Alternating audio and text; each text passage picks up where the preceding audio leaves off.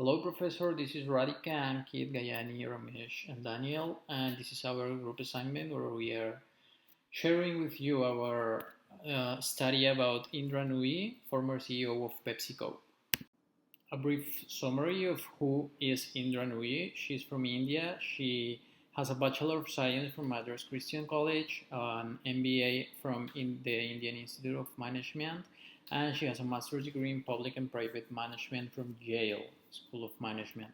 She has a lot of work experience, but for this case study, we are only focusing on the 24 years she worked for PepsiCo, where she ended up being the CEO of the company. We're going to talk about the different powers Indra Nooyi possessed in our opinion. First of them is the referent power. Before coming to PepsiCo, she attracted attention from Wayne Calloway, who was the current CEO of PepsiCo, and he was attracted by her potential, and he brought her to the company to train her, to help her develop her career, and that was thanks to the referent power she possessed. And also, she identified herself as a person of color, and an immigrant coming from an emerging market, which gave her this particular way to manage the talent. As for the expert power, of course, she had a very deep knowledge and understanding of the business and the industry. She was almost 25 years working for the same company, and that helped her, and that gave her the tools to make like very important decisions, like the acquisition of Tropicana and Quaker Oats, and that also gave her the chance of being promoted to different positions until she ended up being the CEO of PepsiCo.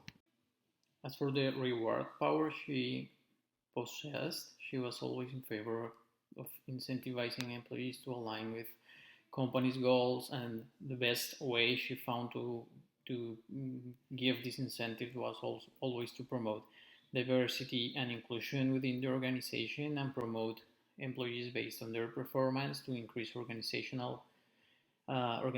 health scores and climate. And as for the legitimate power, of course, she was the CEO, and she was always in high level positions that gave her the authority to make strategic decisions and direct the organization in the way she thought it was better.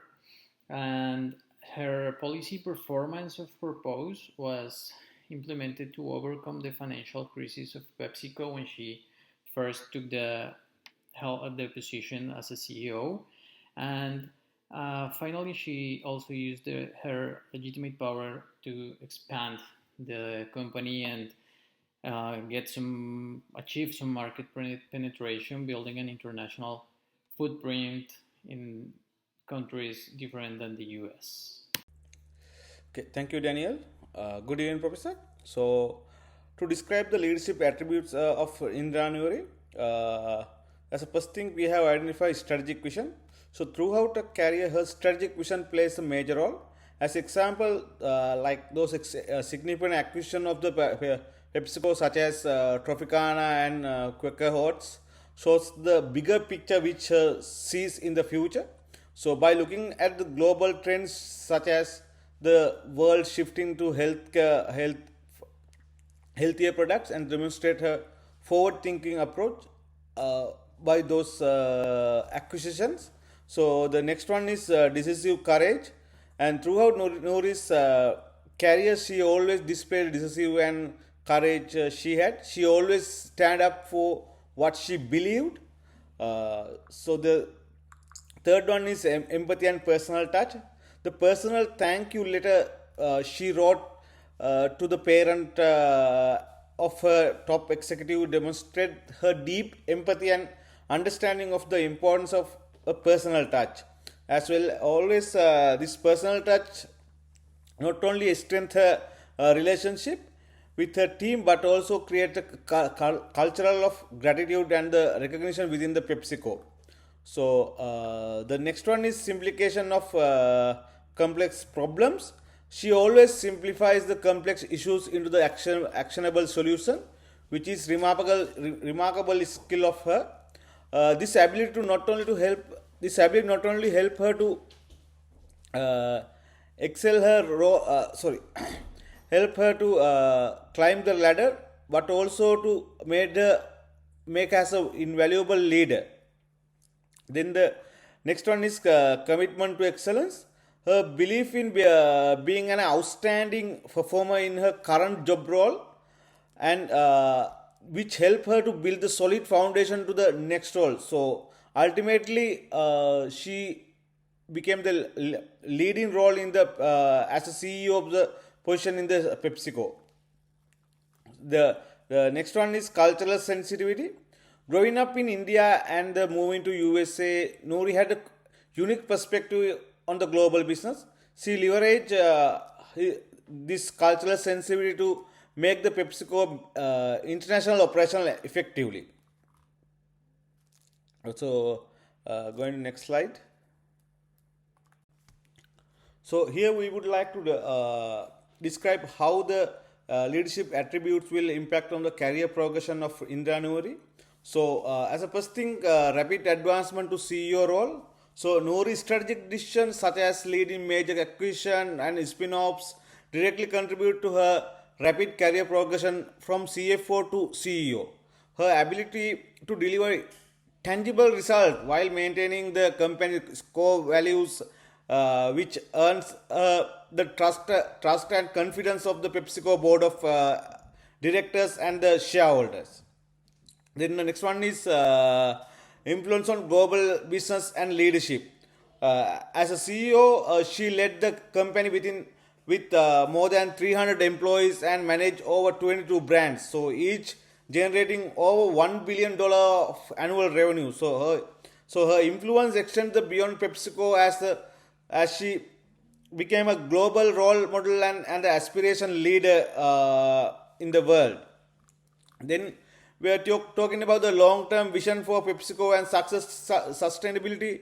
So her focus on developing healthier product and the sustainable business practice reflect the long-term vision that help PepsiCo to stay in the relevant in changing global market. So which allow them to compete the market with the new product. So this approach not only ensure the company financial success but also the social and environmental effect as well.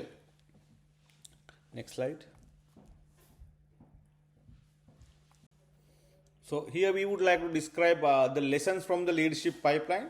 As a first thing, importance of adaptability across the leadership roles. So transition from one leadership role to another role is required adaptability. So Nouri shows with the experience she across the different industries and functions occupied her with the adaptability need to be lead the complex of global organization like PepsiCo. So the next one is focus on developing others. She always look into the progression of his team, not only herself but also the team. She focused mainly the growth of the team and which focus on others' growth is crucial lesson for any leader moving through the pipeline. So the last one is balancing business with the value. So Nouri's career shows that it's possible to be successful while staying true to one's values, that company values and values. So her leadership shows that maintaining integrity, standing up for the what is right, can coexist in driving a business to success. So this is the end of my part. So I hand over to my colleague. Thank you. Let's move on to part C. In this part, I'll be talking about how our strengths as a group and as individuals align with Nui's and what are the lessons that we can learn from her. Coming from different professional backgrounds like marketing, civil engineering, and finance, we all have built exclusive skill sets through our experiences. Each individual in this group has acquired strengths in different areas like strategic development, project management, effective communication, comprehensive financial management, and of course, adaptability and continuous learning. Looking at Nui's journey, we have observed how the leadership traits that she has exhibited in her work and conduct align with our attributes and the learnings that we can take home from it. She has been an inspirational leader with innovative visions. She has showcased resilience in the face of challenges and followed the situational leadership model in an ever evolving world.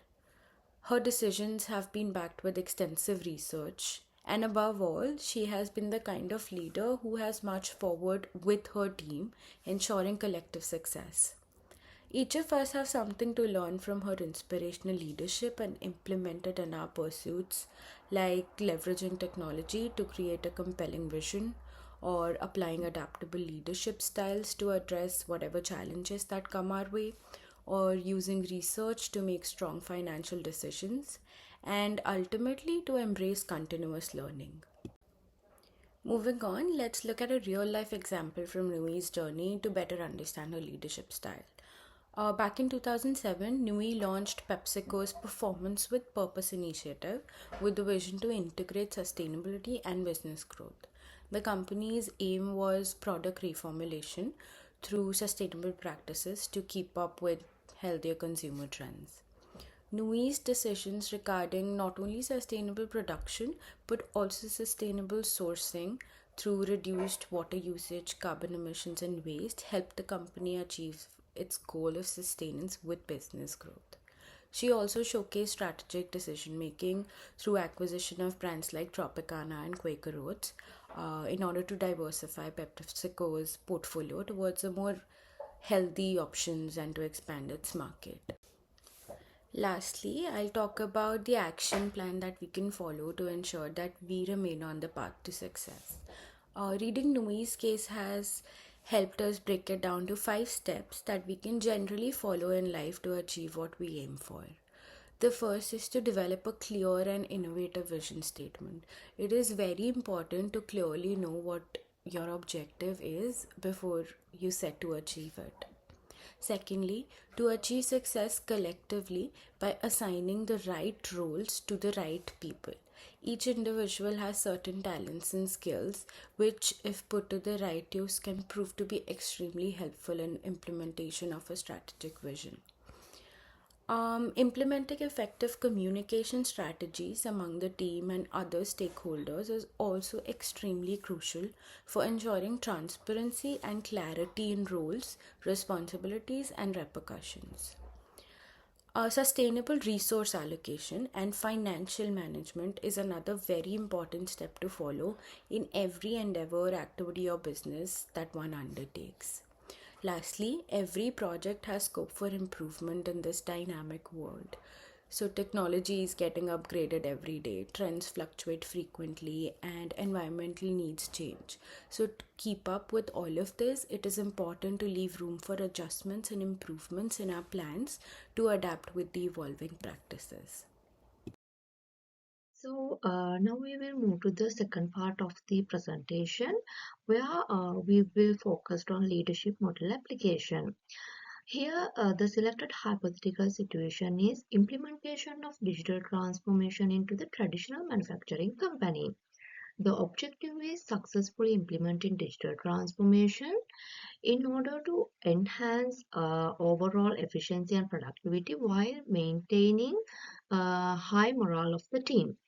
So, in order to achieve this objective, leaders may face different challenges, such as balancing the drive for technological advancement as well as retaining employees and ensuring that the employees are comfortable as well as confident in using these technologies. As you can see, this is the leadership grid which has been developed based on the research findings of Michigan University and Ohio State leadership researchers. And according to a hypothetical situation of implementing digital transformation into a traditional manufacturing company, we decided team management or a 9-9 is the best leadership style when compared to other leadership styles. because digital transformation required high investment and therefore leaders should highly focus on the task as well as highly focused on the people. Otherwise, it will more cost for the organization and ultimately result failure of the digital transformation strategy within the organization. So, high consent for tasks could be achieved through providing clear goals, which is simply about defining tasks in relation to the AI and Internet of Things. And these tasks should overall align with the organizational goals and objectives. Develop robust system is about implementing digital tools into the business operations in order to enhance overall efficiency. Monitoring progress is about regularly tracking the implementation process in order to ensure that the implementation processing is on schedule and aligned with the established goals and objectives.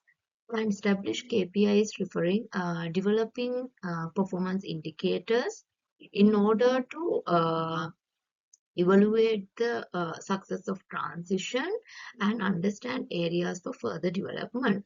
And monitoring and optimizing efficiency is about continuously improve the process in order to sustain the transition as well as to maximize the impact of technological innovations. High concern of people could be achieved through employee engagement, which means engaging employees into the digital transformation process by providing regular feedbacks, as well as incorporating their ideas into the implementation plan. This will motivate employees and then they will willingly engage into the transformation process, as well as training and support.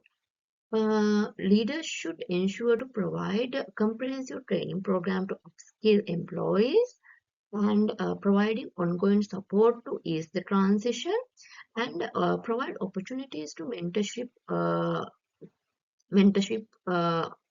programs where tech-savvy employees could help the peers to get through the digital transformation. So promote cultural change, which is about fostering welcoming culture of innovations and adaptability, where employees will encourage to engage in the digital transformation as well as digital transformation and recognize the benefits of the digital transformation. So, as we previously mentioned, during this transformation, transforming the organization, leaders may face challenges. Therefore, they should balance between the focused on the task as well as the focused on the people. So how they can balance this is integration workshop, such as providing workshops to provide an idea about practical implications of AI into the day-to-day activities and recognizing and reward the people who successfully adapt the digital transformation, which will overall motivate the employees to engage in the digital transformation and enhance the overall productivity. Good morning. Welcome to my presentation on post-launch 360-degree feedback. We'll walking through the feedback gathered from subordinates, peers, senior leaders to analyze strength, weakness, and suggest improvements to the leadership development. So in this slide, feedback from subordinates, we focus on feedbacks from subordinates. The strengths highlighted include clear and transparent communication with a strong emphasis on gathering team inputs. Additionally, there have been significant support for employees, particularly in job security and training. However, a key weakness identified in the process can slow when too much time is spent resolving employees' concern. The suggested improvement here is to maintain the employee support while ensuring productive schedule stay on track. And next slide, feedback from peer. Moving on, feedback from peer. The strengths noted include a successful balance between employees, support, and meeting organization objectives. Peers also highlighted the strong procedures in place for measuring goals and tracking progress, as well as maintaining a positive organization climate during changes. On the downside, decision-making process can be slowed down when prioritizing employees' concern. causing delays. The suggested improvement is to increase the speed of decision making and set clear deadlines for reaching milestones and improving the project management. In the next slide, feedback from senior leaders. We'll look from feedback from senior leaders. They appreciate the increased acceptance of changes, which was facilitated by informing the engaging employees through the process. They also commended the visibility leadership during the times of changes and the honesty or straightforwardness that they helped drive the organization forward. However, the innovation has slowed due to the overemphasis on addressing employees' concern. Leaders suggest being more open to calculate risk to help integrate new technologies and increase efficiency. In the next slide, we're going to go through approach of redefining leadership. Based on the feedback, there are several steps on defining leadership. First, we need to balance people and production by setting clear targets for technology implementation and ensuring constant communication with the employees. Regularly reviewing the KPIs, helping employees align their health and productivity. Second, we should enhance the decision making efficiency by setting clear timelines, conducting weekly check ins with team leaders. Finally, fostering innovation and risk taking through brainstorming sessions and pilot projects which encourage creativity and foster adoption in new technology. Thank you. This is from my side.